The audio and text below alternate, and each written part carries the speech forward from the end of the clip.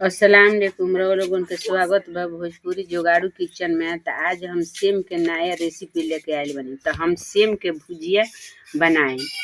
तो बहुत से लोग के पसंद सेम के सब्जी ना आवेला, तो रउआ लोगन के भुजिया भी बना सकतनी लेनी। एक भुजिया बहुत अच्छा होखेला। तो एकरा के पहले तोड़ के देख लिया जे कीड़ा मकोड़ा नइखे नु। तो चली लोनी हम बना के देखावे चलतनी।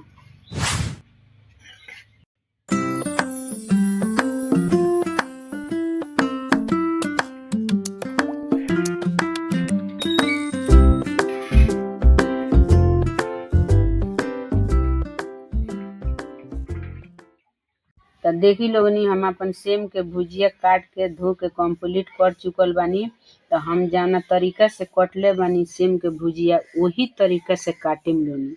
आ रउआ लोगन के एगो दूगो आलू भी काट सकतानी लोनी। हम एमे बिल्कुल आलू नहीं डलले। तो एगो चीज के ध्यान दहम लोनी, जे सेम के भुजिया बनावे खतरा सेम लहम लोनी। तो एकदम नरम नरम सेम लहम लोनी, जे हमनी के भुजिया नरम होखी। ज्यादा बीज वाला लहम लोनी तो उससे थोड़ा टाइट भुजिया होगी। तो चली लोनी हम चलतनी बनावे। तो देखी लोगनी हम कढ़ाई अपन चूल्हा पर रख ले बानी गरम होके खतरा। हमार तेल भी गरम हो गल बा। एकरा साथ साथ हम फोरन भी तैयार कर ले बानी। तो जीरा ले बानी, प्याज भी काट ले बानी, हरा मिर्चा भी काट ले बानी। तो सबसे पहले मिर्चा डालेंगे,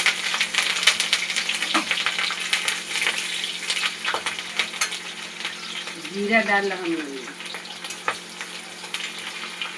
प्याज डाल हम लोग। एकरा के चला के लाल क के तब सब्जी डाले हम लोग।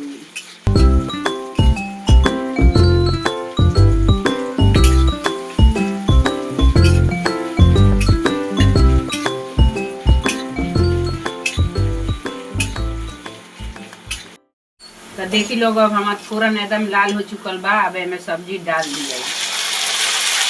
एकरा हिसाब से स्वाद अनुसार नमक आ हल्दी पाउडर डाल के एकरा के चला के ढक दिया। ढक के बीच बीच में चला के एकरा के सब्जी बना लिया।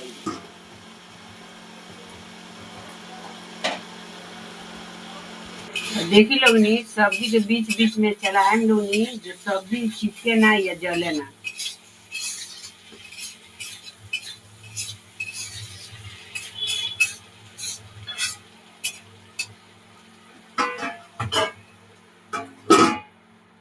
तो देखी लोगनी हमार सेम के भुजिया कितना अच्छा से लाल लाल बन के कंप्लीट हो चुकल बाटे। अभी कुछ भी से खा सकतानी, दाल चावल के साथ भी खा सकतानी लोनी, या रोटी के साथ भी खा सकतानी। तो रउआ लोगन के यही तरीका से सेम के भुजिया बनाई लोनी या खाई लोनी, आ बच्चा के खियाई लोनी। हमार वीडियो अच्छा लगल तो चैनल के सब्सक्राइब करके हमरो के आगे बढ़ाई लोनी।